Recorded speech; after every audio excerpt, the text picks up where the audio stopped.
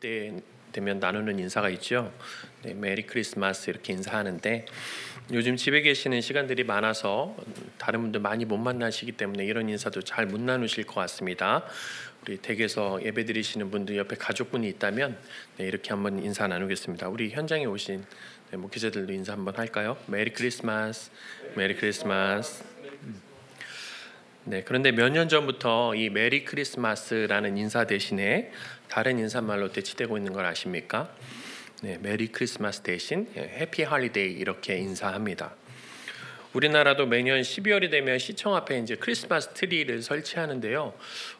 올해도 설치했는지 제가 잘 모르겠습니다. 제가 못 가봐갖고요.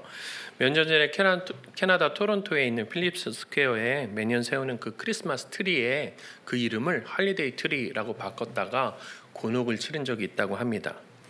심지어 크리스마스에 부르는 실버벨 그 노래 가사 중에 크리스마스라고 이렇게 나오는 가사 대신에 페스티벌 이렇게 바꿔서 부른다는 이야기도 들었습니다.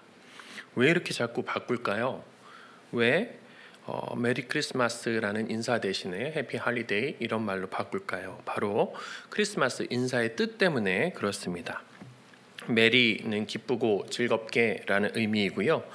크리스마스는 예수 그리스도를 의미하는 크라이스트와 모이다, 예배하다라는 의미의 메스가 합쳐진 말입니다. 그러니까 메리 크리스마스 이렇게 인사할 때마다 우리들은 서로 즐겁고 기쁘게 우리 아기 예수님을 예배합시다 라고 인사하는 뜻이 되는 겁니다. 그래서 최근에는 이 종교 색깔이 강한 메리 크리스마스라는 인사보다는 해피 할리데이, 즐거운 연휴 보내세요 이렇게 인사를 나눈다고 할 수 있겠습니다.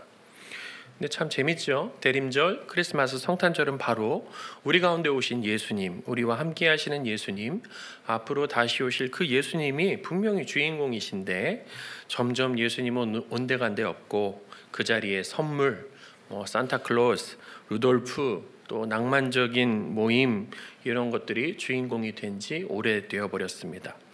점점 크리스마스, 이 성탄절의 본래적인 의미가 사라지고 있는 겁니다.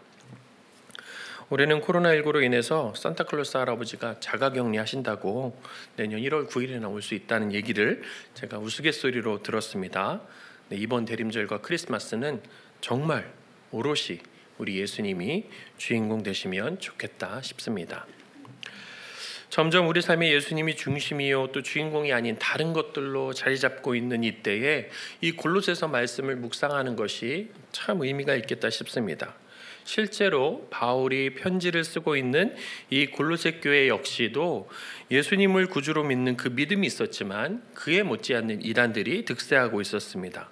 바울이 감옥에 갇혀 있으면서도 골로새 교회를 향해서 편지를 쓰는 것은 이러한 이단들의 득세에 대항하여 오직 우리 주님이 주님 되신다, 예수님이 바로 우리의 주인 되신다 하는 것을 증거하고 그 예수님만을 붙들게 하려고 하는 의도가 그 안에 담겨 있습니다.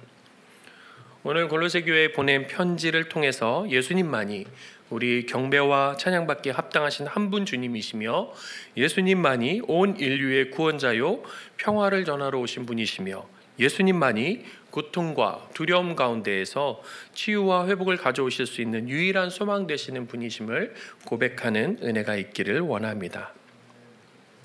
성경은 창세기에서부터 요한계시록까지 일관되게 예수님에 대해서 증거합니다. 예수님에 대한 또 그 내용이 기록된 것들도 많고요.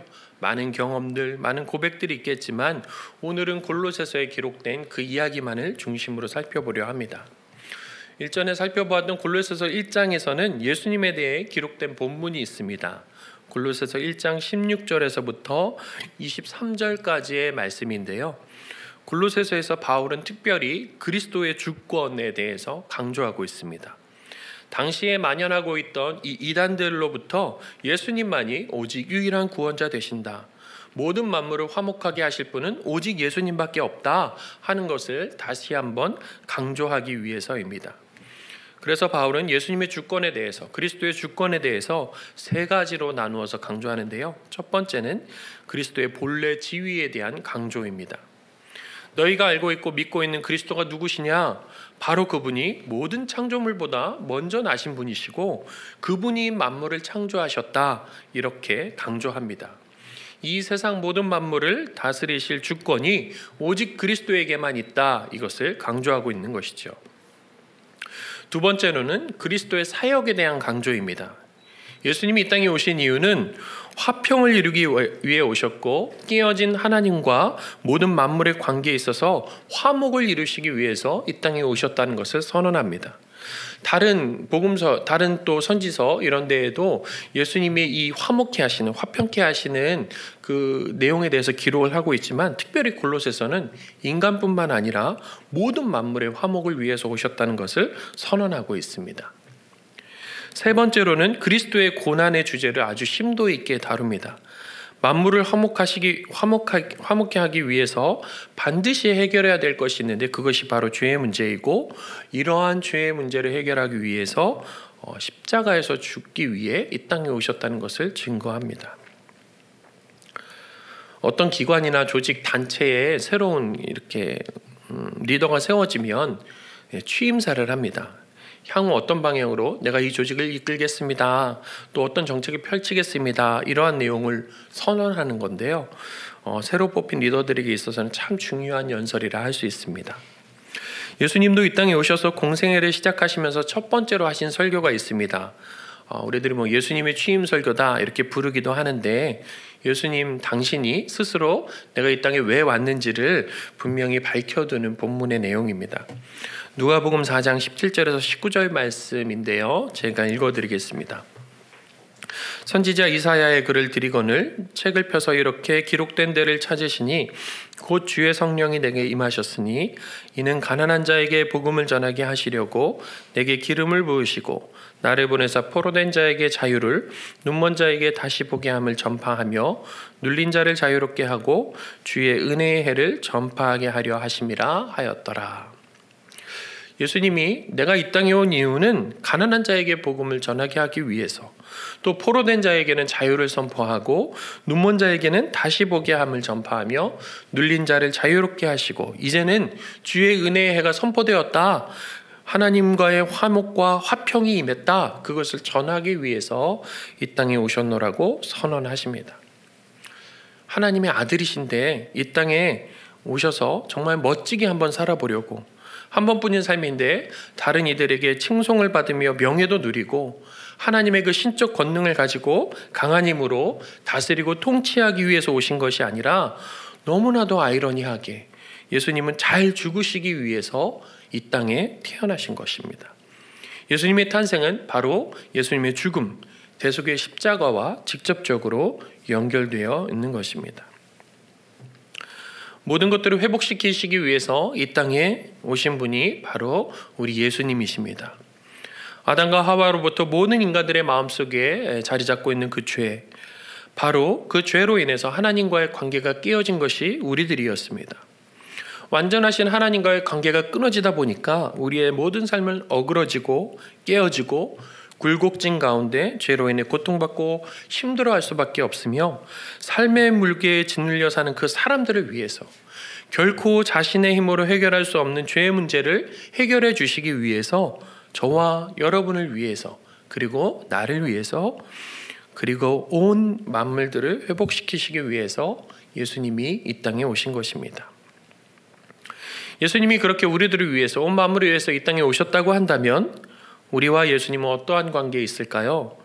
오늘 본문 말씀을 읽다 보면 거기에서 힌트를 얻을 수 있습니다. 오늘 본문에서 여러 번 반복되고 있는 표현이 있는데요. 바로 그 안에라고 하는 표현입니다. 거의 모든 절에 이러한 표현들이 들어가 있습니다. 오늘 본문 6절 말씀은 이렇게 시작합니다.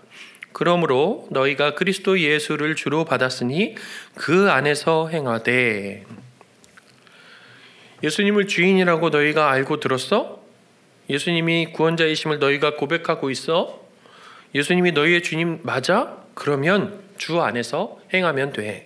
너희들은 주님 안에 있는 존재이고 주님이 너희 안에 거하시니 이제는 주 안에서 행하기만 하면 돼.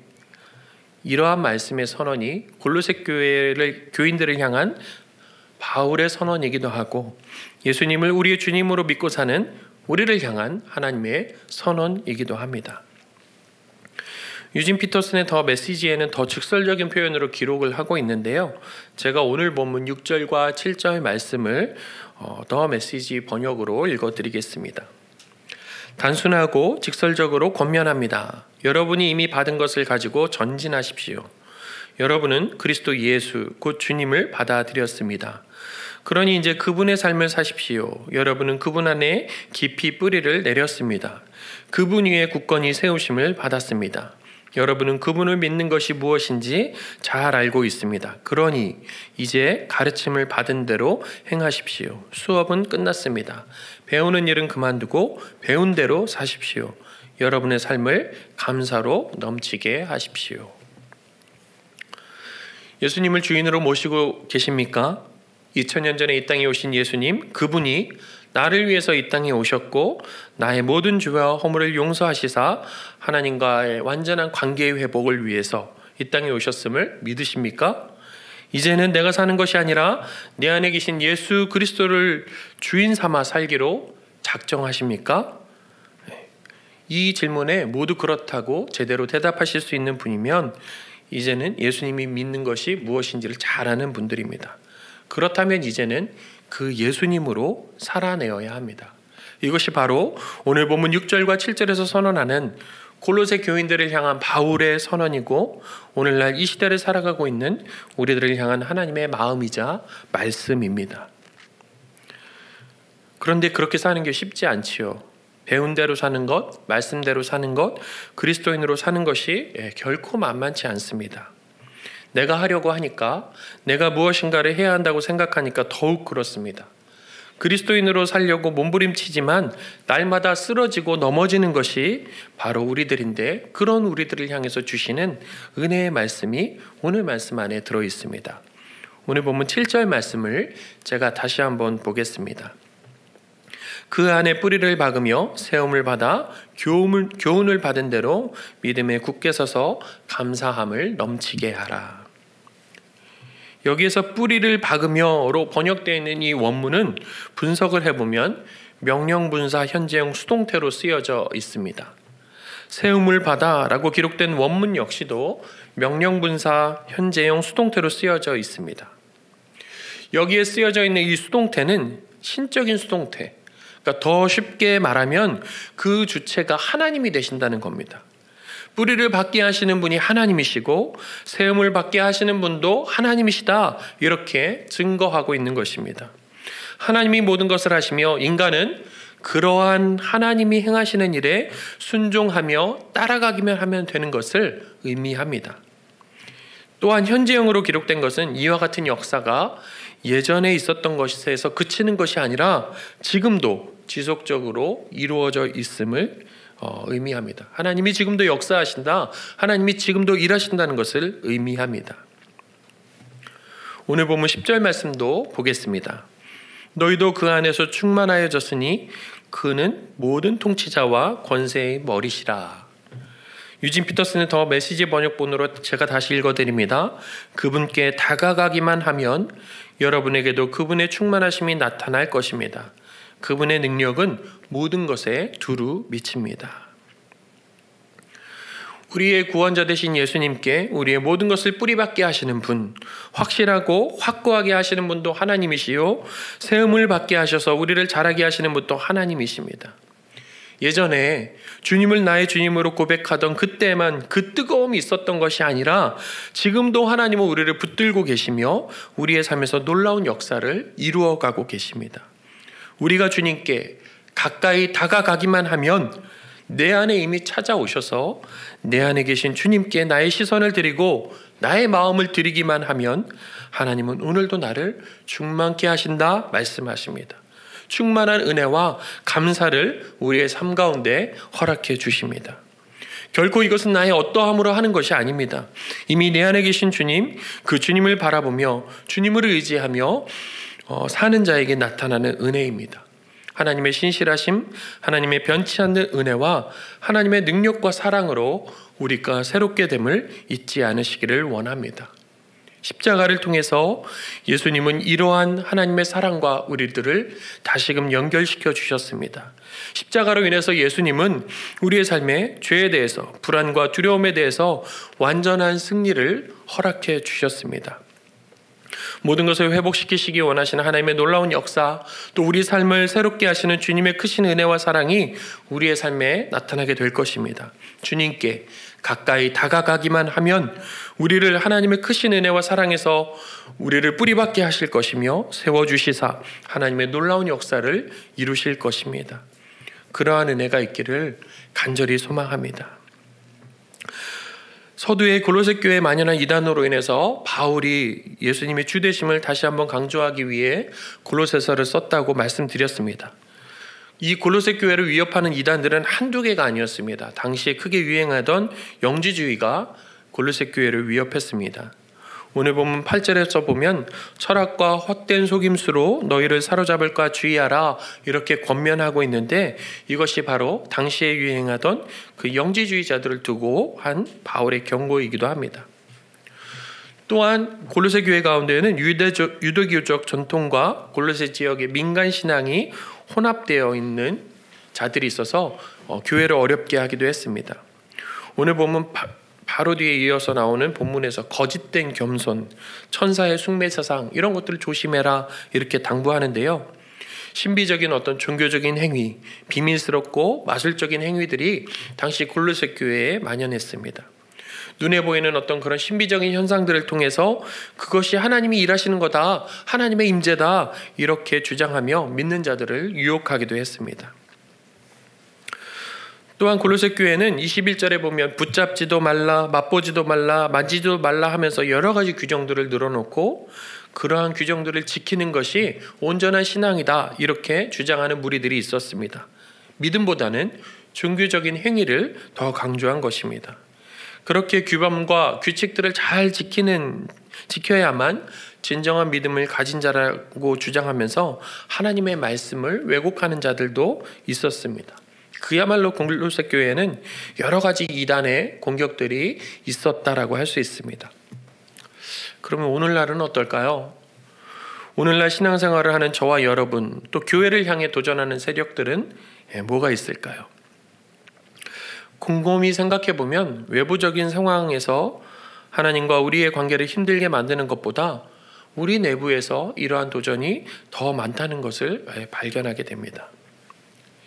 매주 설교 본문을 놓고 교회 부목사님들이 함께 묵상하고 이렇게 고민하면서 이야기를 나누는데, 오늘 본문을 함께 묵상해 주신 목사님들 역시도 교회를 대항하고 또 우리를 어렵게 하는 외부적인 요인보다는 오히려 우리 안에 있는 원인들을 더 많이 찾아서 묵상하고 나누어 주셨습니다.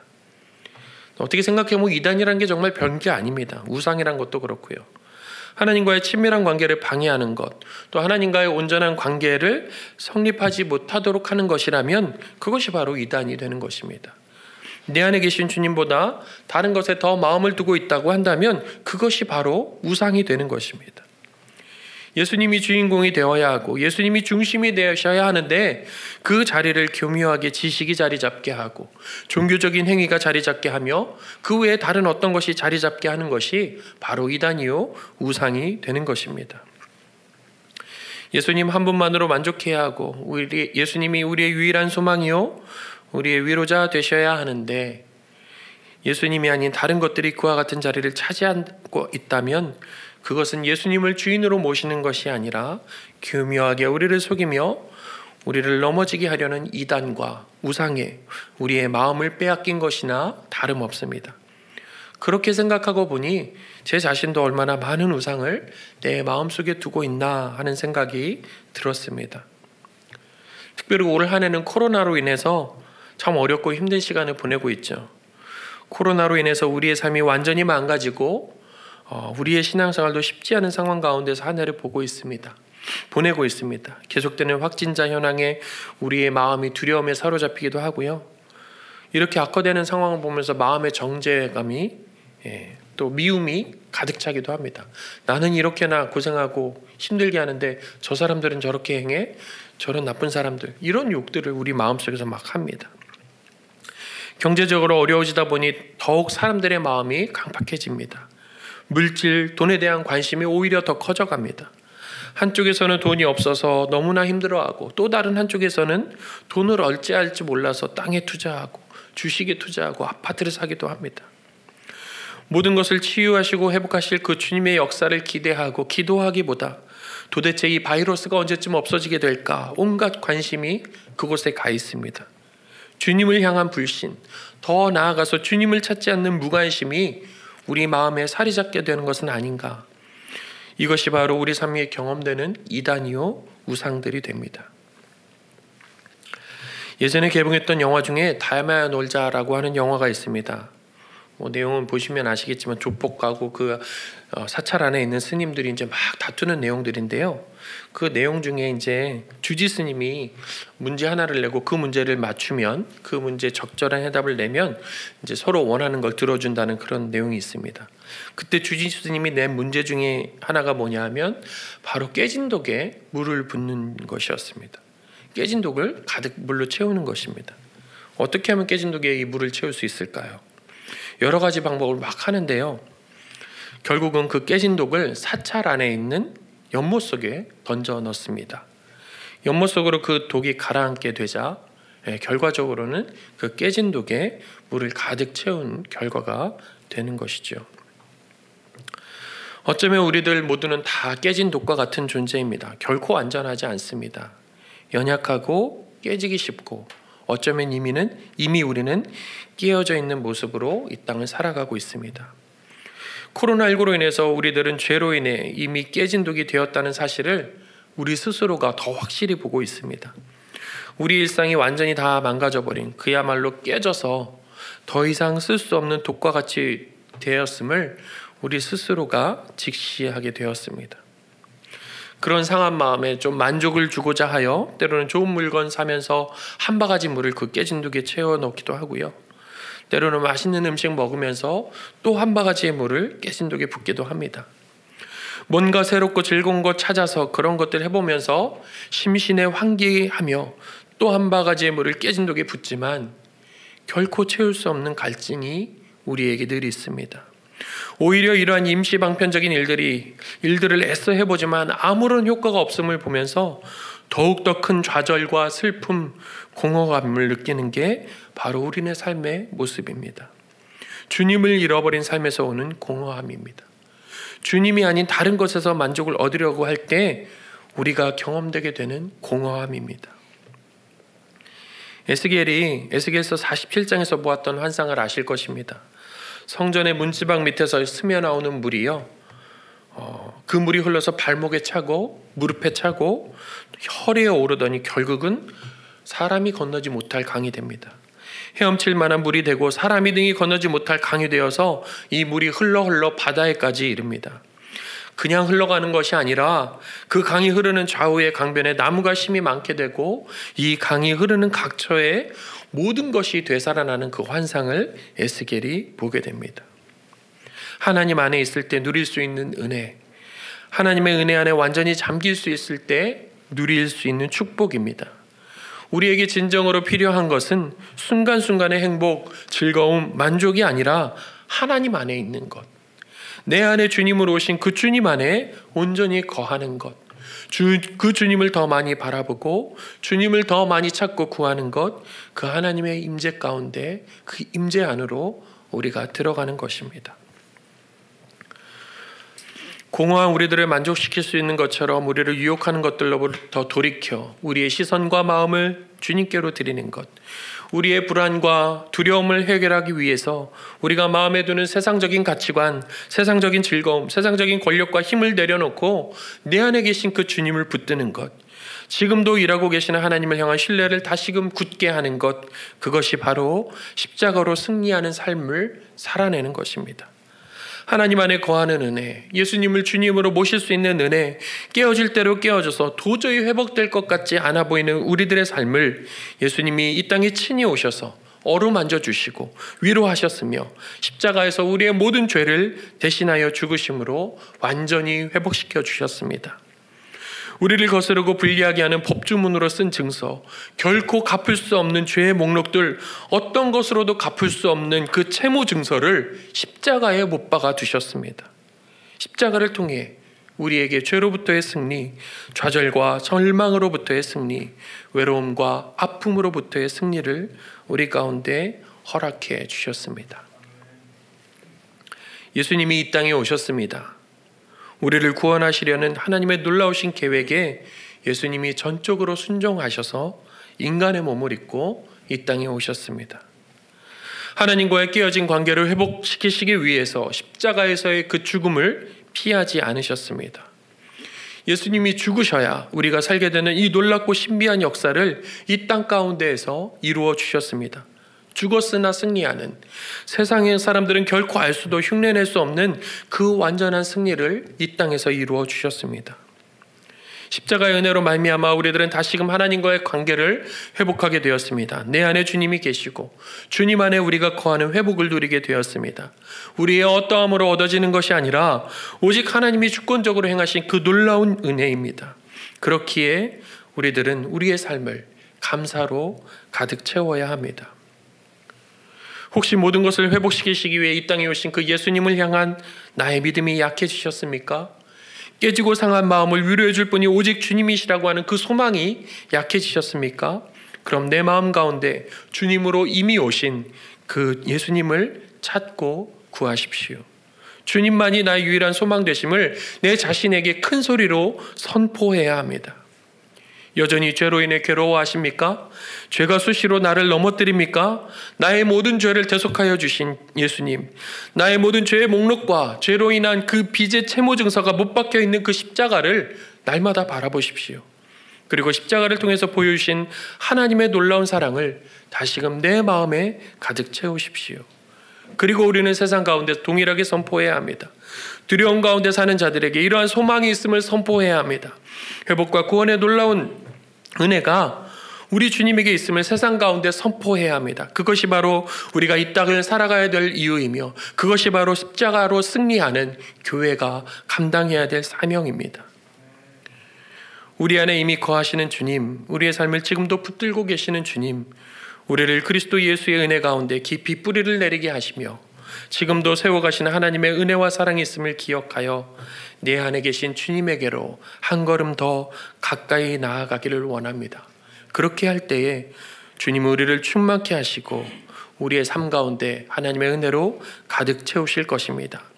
그렇게 주님과 함께 이 땅에서의 삶을 살아내므로 십자가에서 모든 것을 이루시며 온갖 두려움과 분열과 미움과 다툼을 이기고 승리하신 예수님의 승리가 나의 승리임을 붙들고 또 이것이 교회의 승리임을 선언하며 사시는 저와 여러분이기를 소망합니다. 제가 기도하겠습니다. 이 땅에 오신 예수님을 찬양합니다. 우리를 사랑하시되 끝까지 사랑하시는 하나님의 은혜와 사랑을 기뻐합니다. 우리의 모든 죄를 대속하시기 위해 십자가 지신 예수님의 그 다함없는 은혜를 송축합니다. 이미 우리 안에 오셔서 우리 삶의 주인 되신 주님을 우리가 다시금 구합니다. 다시금 붙듭니다.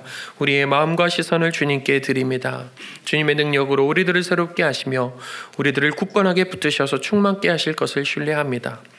실패한 것처럼 보이고 다 끝난 것처럼 보이는 십자가의 예수님이 모든 것을 이루시고 완전한 죄사함을 허락하시며 영원한 생명의 길 열어주시고 깨어진 하나님과의 관계를 화목하게 하신 것처럼 좌절과 낭만 가운데 살아가는 우리들, 언제나 회복될 수 있을까 노심초사하는 우리의 마음, 상한 심령들 위에 완전한 치유와 회복의 은혜를 허락해 주옵소서. 십자가의 승리를 경험케 하옵소서. 이것이 교회의 승리가 되게 하옵소서. 이 땅에 오시사 우리를 구원해 주신 예수님 이름으로 기도하옵나이다. 아멘.